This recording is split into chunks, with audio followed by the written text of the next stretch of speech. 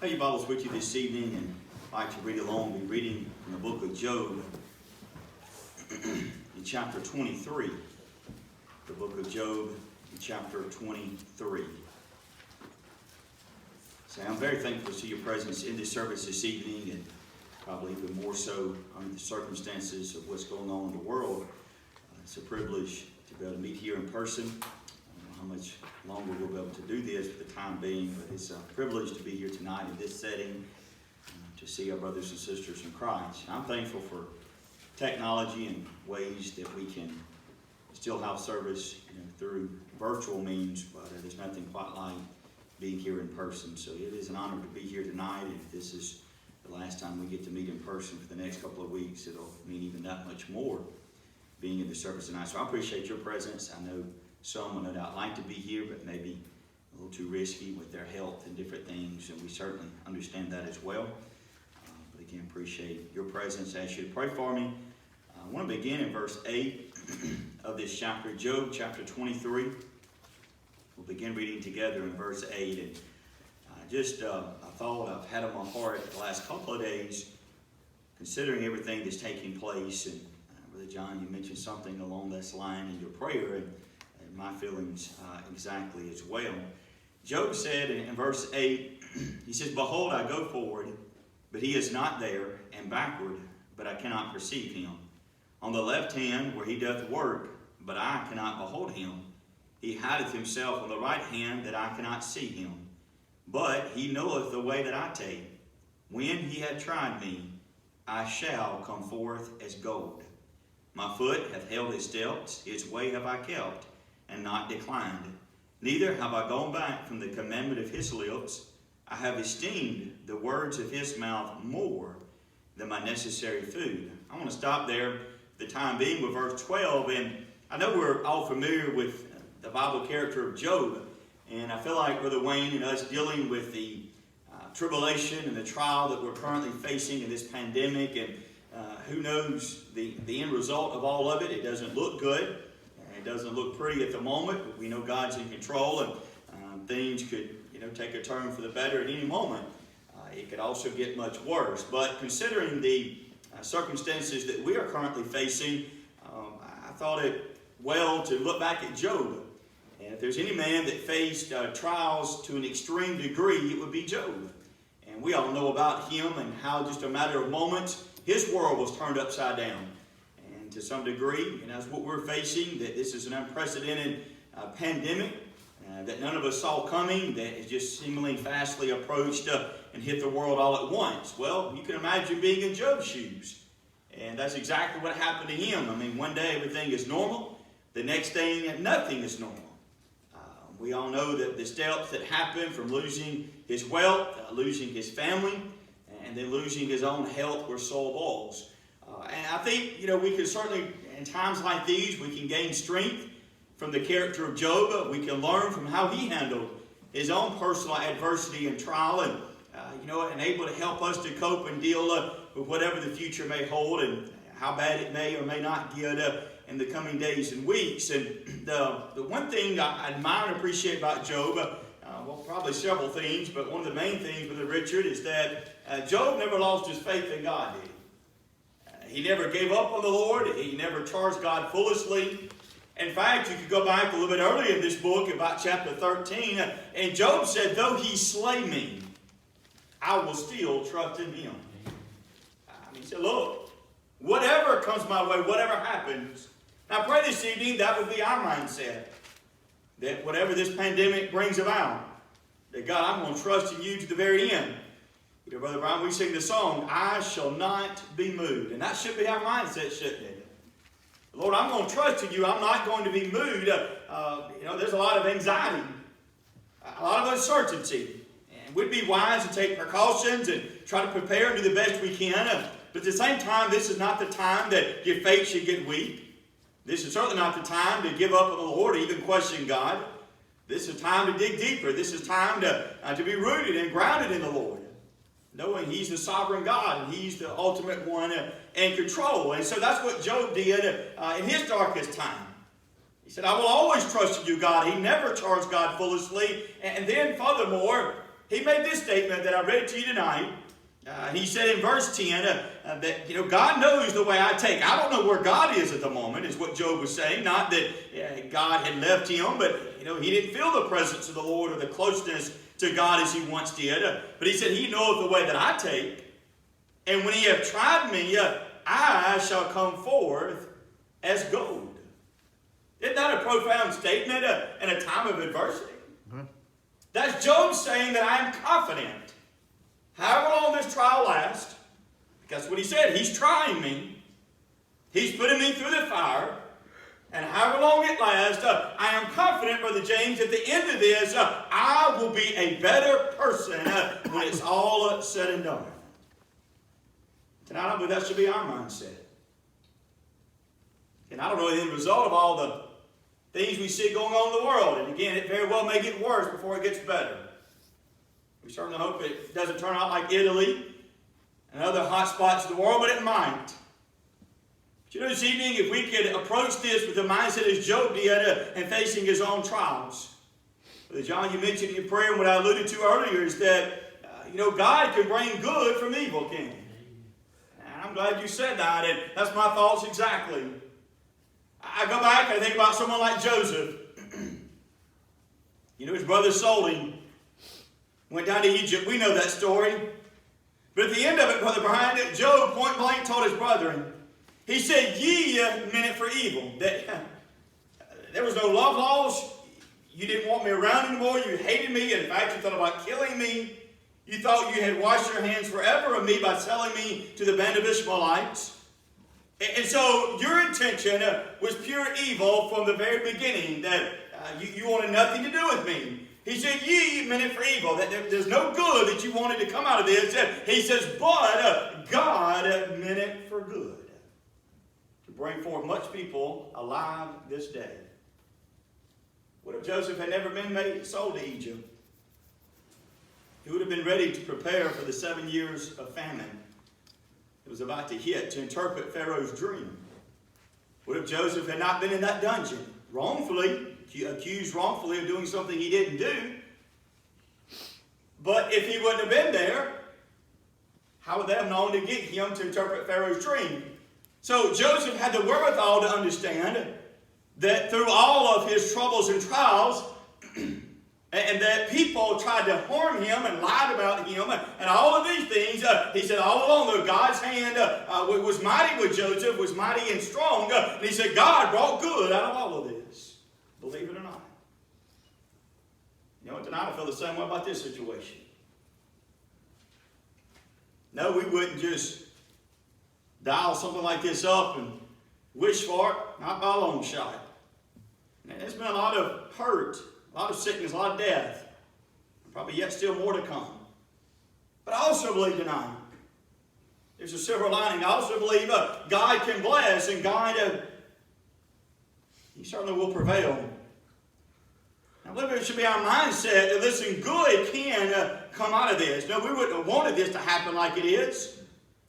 But good can come out of it. And look, if there's any group of people, my friend, that knows that good can come out of an adverse situation, all we got to do is think back about 4 years ago, and we were in an adverse situation, weren't we? But good came out of it, didn't it? Amen. Now, none of us would have dialed up a flood, not to the magnitude we saw in our buildings, and the damage that it caused. No, we wouldn't have wanted that. But it didn't destroy us. In fact, we rallied together. We became stronger. I know we can look at the physical things and say, well, the good that came out of it. You know what I remember from that year? More so than the upgrade of the building and whatnot? I remember the camaraderie. I'll never forget, as long as I've got my right mind, Brother Richard, that here we are in about 30 inches of water on a Friday during the day as it was flooding. Couldn't have service that night, but lo and behold, by the grace of God and a lot of strong backs and just a will to work, Sunday morning we had service right here in this building. People thought there's no way that could have happened Friday afternoon. I probably wouldn't have thought it either. You saw the amount of water in this building. When you're walking around here and it's to your knees, you think, man, will we ever rebound? By the help of the good Lord, by Sunday morning, we were having a service. I remember a local pastor saying, look, if you need to meet with us, I didn't know what we were going to do. We worked all day that Saturday, and Sunday morning we had service right here in this building. Yeah, it was a little bit different. We didn't have carpet. We didn't have pews. The walls were cut open, We had fans drying things out. But I tell you what, we still had service. That's one of the biggest things that stands out in my mind. And then again, beyond just the natural blessings of being able to remodel a building and not owe any debt once we were done, and being able to do the amount of work that we did, that quite frankly, we couldn't have done that much if it wasn't for the flood and the love offerings. We had a smaller project in mind, nothing to the degree that we wound up doing. So it really worked out in the long run. Again, we wouldn't have asked for that. But I tell you what I remember the most. I remember there being a spiritual revival, and several souls got saved that year. Amen. And I had the opportunity to baptize people. I don't know it. I'm not saying the flood alone, maybe it helped, maybe it played a role. Maybe it brought the church closer together. Maybe it woke some lost souls up. I just remember there being a spiritual blessing. Beyond the physical restoration and remodeling, there was a spiritual blessing that we received as a church.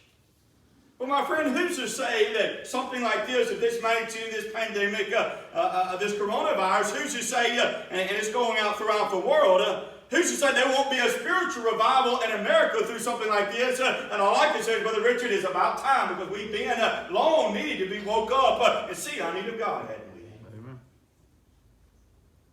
Who's to say there won't be a lot of good come out of all this? And it would be the way we'd want things to take place, but God knows what we need better than we know it. And I believe there's already been some good. When you look at it, and I'm not trying to make light of sickness, suffering, and death. I know there's been a lot of bad. But I know there's a reason and purpose for all things. We have to trust in the good Lord. There's been some good. I'm going to tell you one thing that it's done for everybody. Boy, it stopped us in our tracks, didn't it? We're used to having kids in school. Kids doing this, running here, going there. Boy, it all got shut down. But you know what? At the first time in a long time, we had a little game night at our house with the kids, just me and Heather and the kids. Normally we don't have time for that. We're at the ball fields. We're running here, we're running there. They got homework. Kind of like Katrina, we lost electricity. It brought people together, didn't it?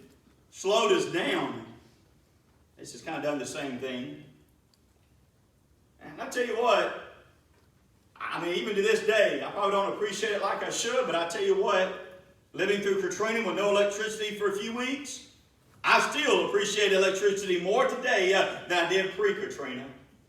That'll be something you will never forget. And I believe this, Brother James, once we get through all this, by the help of the good Lord, we'll probably appreciate normalcy a little bit more than maybe we ever did before. Might appreciate our health a little more, realizing how quickly it can be taken away. Appreciate just being able to go to the store and talk about tonight before church, can't find bread.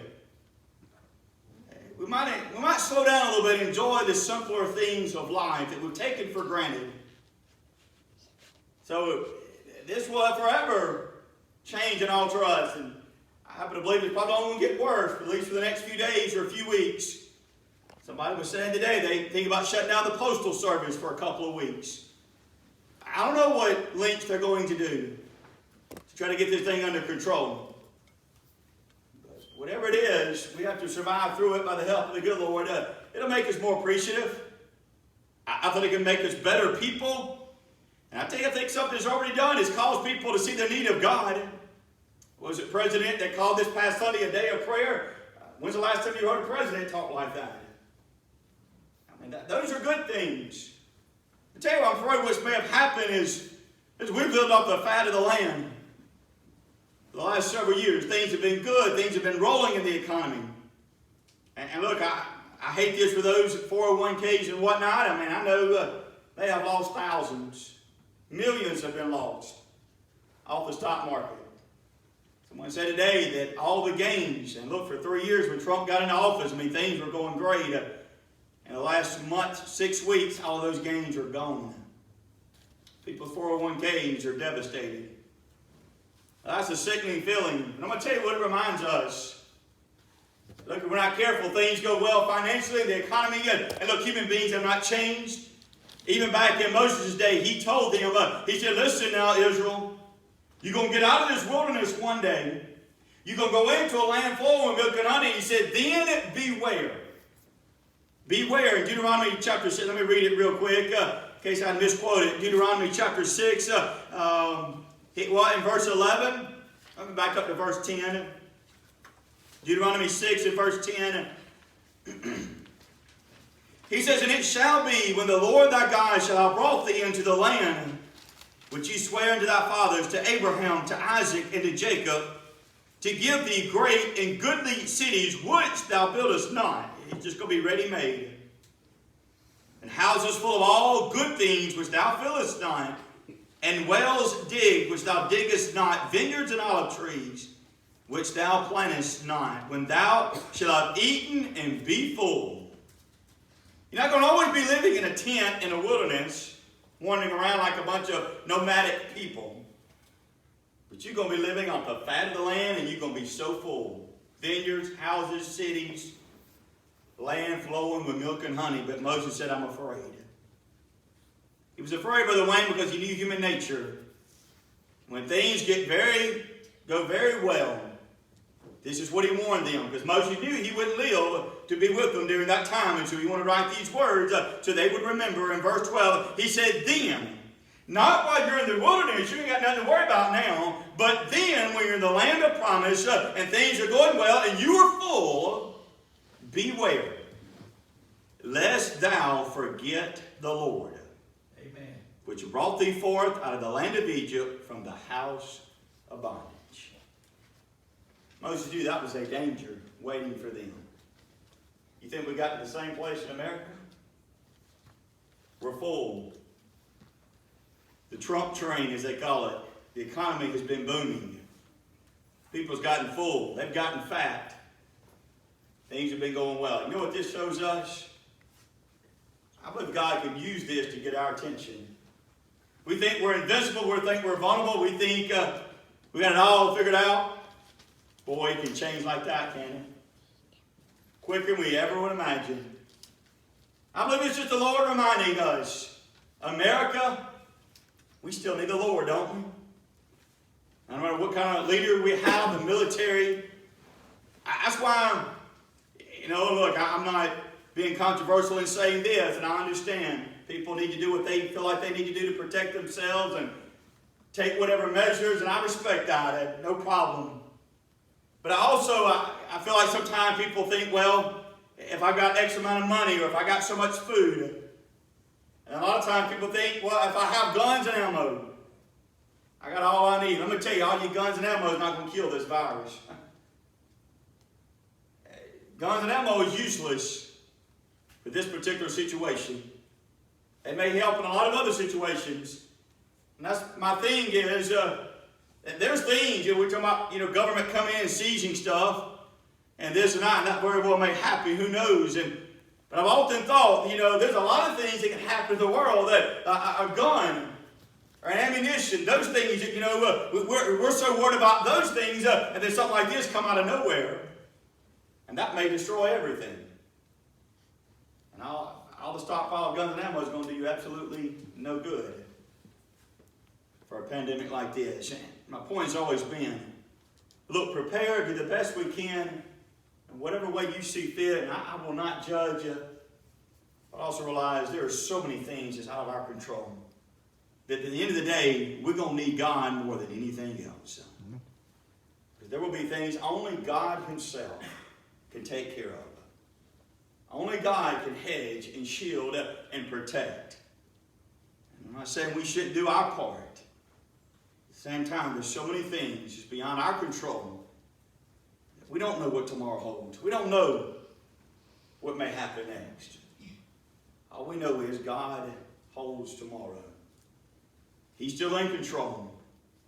I'm going to give you this verse tonight in the book of 2 Samuel, chapter 7. 2 Samuel, chapter 7. We all know this verse, but boy, is it good to be reminded of it in a time like this. 2 Samuel, chapter 7.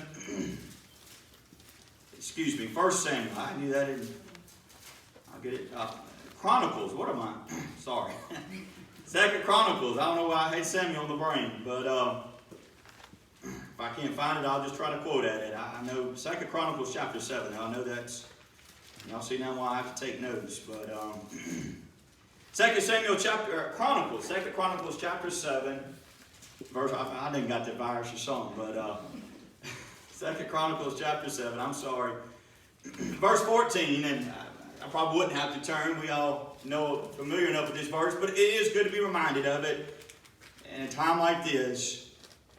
2 Chronicles 7 and 14, the Lord was telling Israel, He said, if my people, there's an if there, it's conditional, but He said, if my people, which are called by my name, shall humble themselves. I think it's a little bit easier to get humble in a time like this, isn't it? It's like the whole country may shut down. It's a little bit easier to pray. He said, if they will humble themselves and pray and seek my face and turn from their wicked ways. Now, I think there's been a lot of wickedness. I know there will always be wickedness as long as there's human beings.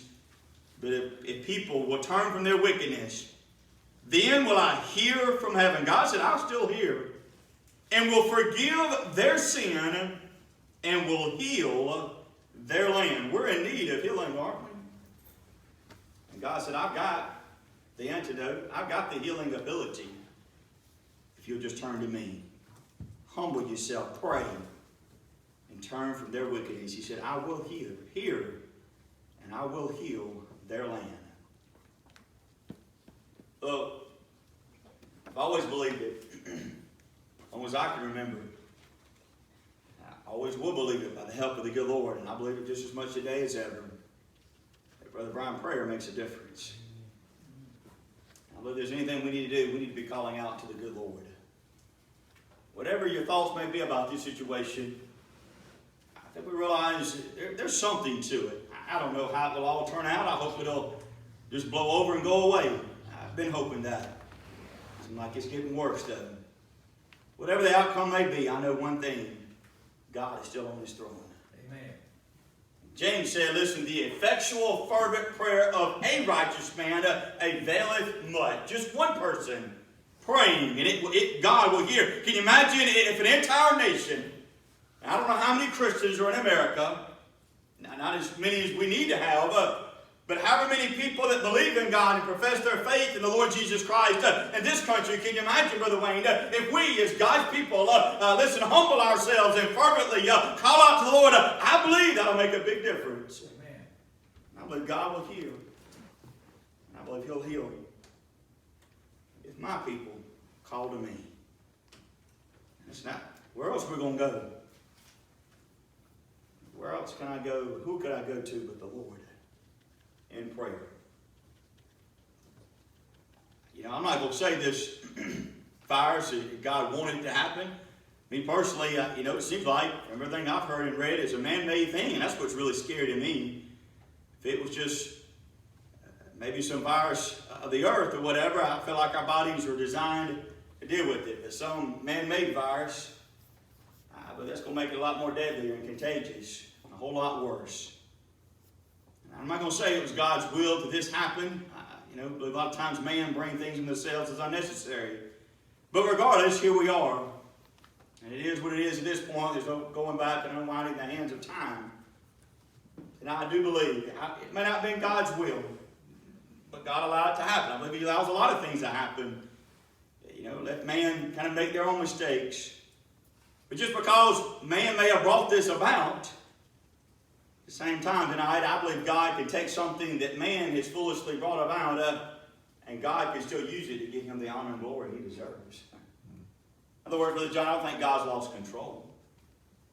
And here's another comforting fact. Now listen, none of us could have predicted this. I think back, here we are in the middle of March. I think back just at Christmas time. We're all having gatherings. We're not even thinking about a virus of this sort. Living our lives. Do you know what, Brother Brian? God knew 10 years ago this exact day would come to play. This didn't sneak up on God. May have caught us out of nowhere, and kind of rocked our world the last couple of weeks, and things have rapidly changed. But it doesn't sneak up on the good Lord. And none of us know the extent of it. Not the president, not anybody. We can hope and we pray for the best. We don't know the extent of what it's going to be. And it's already done a number on the economy and the world. But you know what, Brother John? God already knows the end result of all this as well. That's a comforting thought, isn't it? He's the beginning and the end. He knew it long before it would take place, and He knows the end result of how it's all going to play out. And all God asks us to do is just keep our eyes on Him, our faith and trust. Pray and ask God to bless. But I do believe this tonight, that even in troubled times, good can come from evil.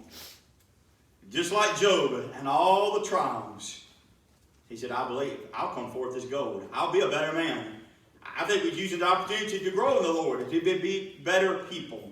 I hope it can bring us together as a nation. I don't know. It seems like it's kind of a lost cause, but I hope we can rally together as a nation as we did after 9/11. I hope it'll turn people back to God. I hope it'll show us that no matter how great the economy was, how mighty our military, as President Trump called this is an invisible enemy. It's something you're just not quite ready to fight against.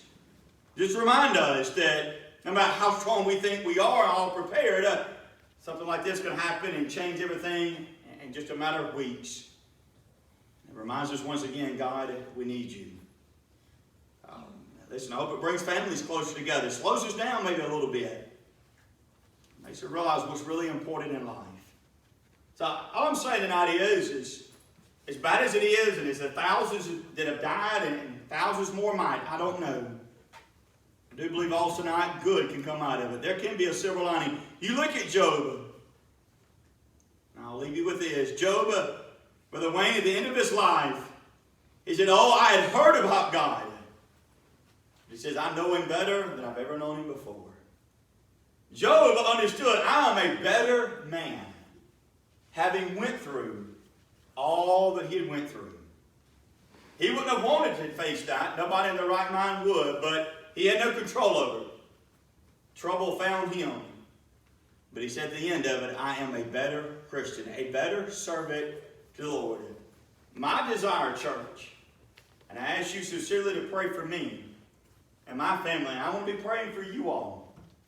My desire, Brother Richard, that as a church and as individual members, that whenever this situation passes, however long it may take, I pray that we are a better people and a better church when it's all said and done.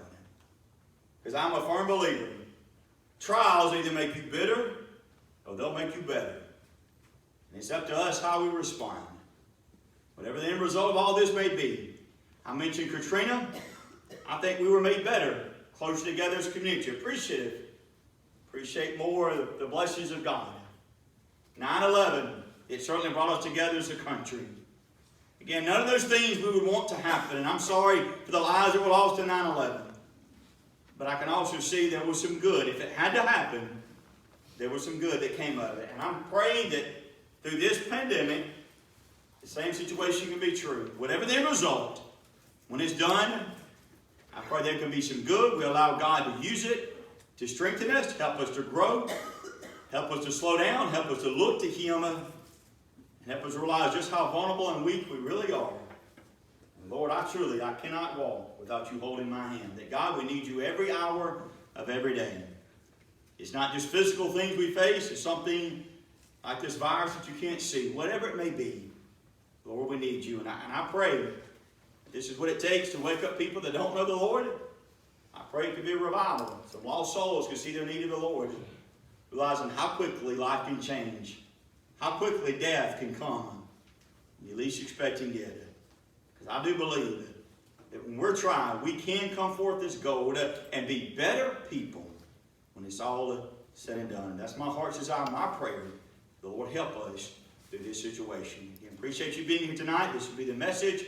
We'll ask for a verse of a song, give an opportunity for an invitation. If you have anything in your heart, you feel free to come.